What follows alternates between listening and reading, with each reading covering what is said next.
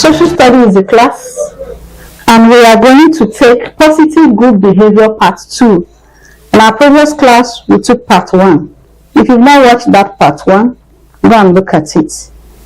Positive group behavior part 2.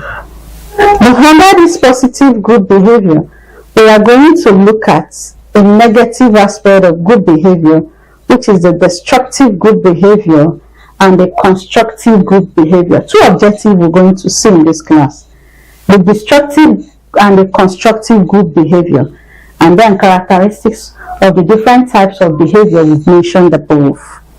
What are destructive group behavior? Destructive group behavior are a group of people who come together to do destructive activity to carry out their aims and objectives. Those who do things that are against the law to do what? To meet their aims, goals, and objectives. So when we talk about destructive group behavior, there are a group of individuals who come together to use violence and destruction to achieve their objective. Example, Boko Haram, cult group, dangerous cult group, and any other group that their aim and objective is to be destructive. So when we look at a destructive group behavior, you see that it has negative impact on the environment and the people that live there, because all their activities are tempted to force people to destroy, to hurt and harm. Their things are not done peacefully. That's why they are called destructive group behavior. That's for destructive group behavior, which is the first objective. Then the second one is the constructive group behavior. The constructive group behavior are a group of individuals, okay? Constructive group behavior are a group of people that act with maturity and good attitude.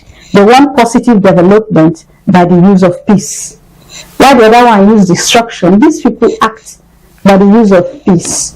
They use their skills, knowledge to bring about development, constructive argument, constructive criticism in order to meet their goals. Peacefully done.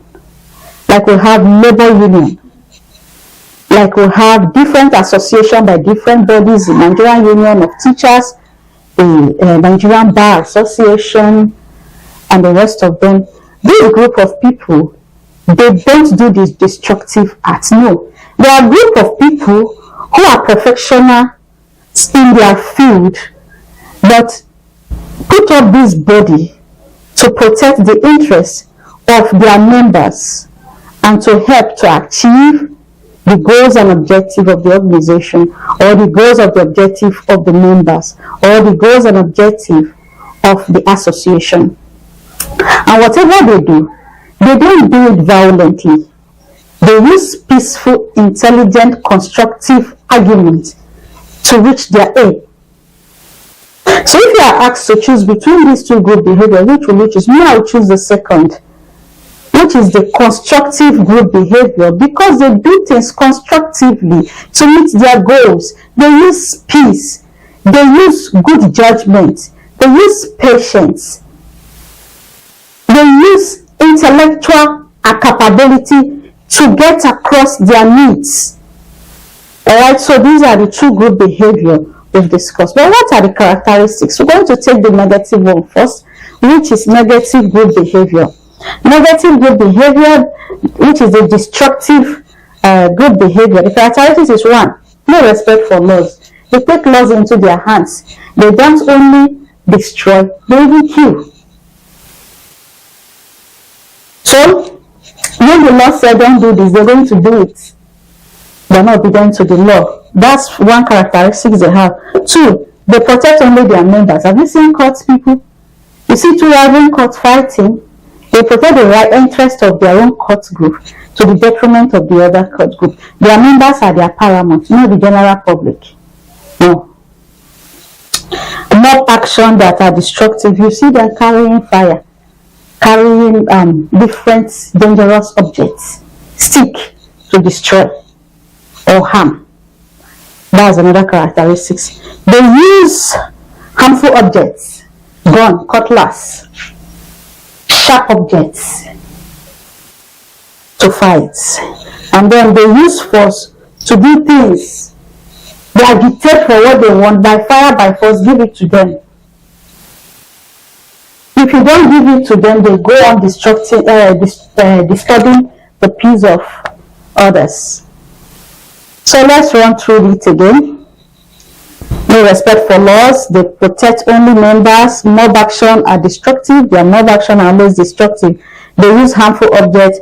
They use force to do things. There are a number of characteristics. I've just mentioned 5. Give me the 6, 7, 8, 9, 10 below the comment box if you know any of them. You have a question here?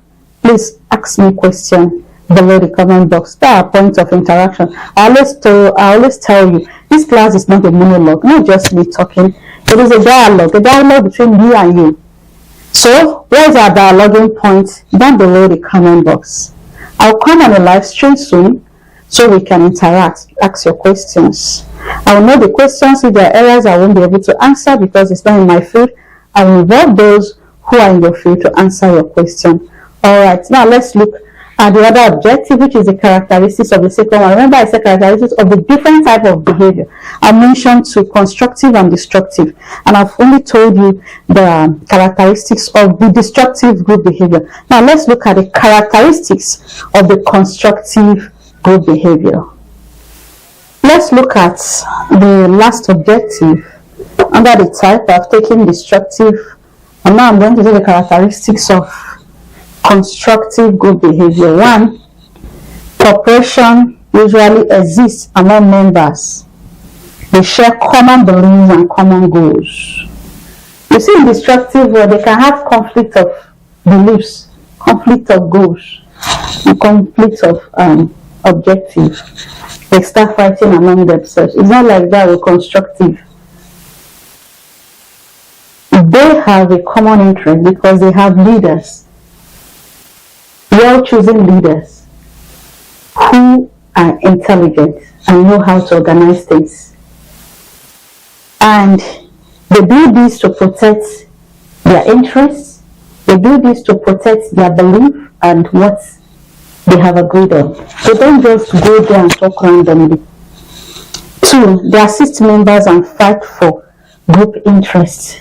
If one person is affected, all of them come together to fight for the right of that individual. And then if it affects the group, all of them come together to fight for the rights of the group. Then we'll have the third one. They are well organized. If they say, by so day we are going to go out on a march or a protest, they are going to abide by that. They don't move randomly. They'll be in group, do their max action as at when they want to, and dismiss as at when they want to. They don't do things haphazardly. No, things are well organized. And they carry a peaceful protest. See them carrying placards, billboard, meaning what they want. Their reason of protest. They don't carry gun. No, they are peaceful. They march gently. They are organized. Alright? Then they promote the common good of the masses. Sometimes when there is hack in petroleum products, you see all these bodies come together with a civil society to carry out a protest. And most times it's in form of strike. Most times it's in form of sit at home without work. They don't carry gun on the street. They don't destroy anybody's property. They just do it constructively, get their point across to those who are in position to hear. So let me run through it again. 1, cooperation. They cooperate among themselves because they have a common belief, a common shared goal. 2, they assist members to fight for their rights and promote the interest of the group. 3, they are well organized. 4, they do peaceful protest. Then 5, they protect the common good of the masses, not just their members or themselves, but even the masses. So this is our social study class for today, which is our positive group behavior part 2. I think we have part 3, Come along as we take part 3. If you've not watched part 1, go ahead and watch it. If you want our classes on social studies, Jss1, Jss2, this is your Jss3, please is in the channel, or head over to classonlineschool.com. You get it for a token. If you want to subscribe, please subscribe. Thank you for being part of our class. We have other column, sex education, your counseling corner, your business column, and your normal class work like this that we teach. We teach the Nigerian curriculum from Jss1 to Jss3, from Jss1 to SS3. And so come along, see the subject that can feed your need. If there are subjects we not cover on the channel, please tell us the subject you want to cover. I know some of those subjects you are deficient in. We are making modalities to bring them to you. If you have questions that you've watched in this class or other classes, please put it below the comment box. Let's go and interact below the comment box. If you want to support the channel, interact with us below the comment box. We will talk to you. Thank you for being part of the class. We appreciate you and want you to come next time. See you then. I'll see you in the next.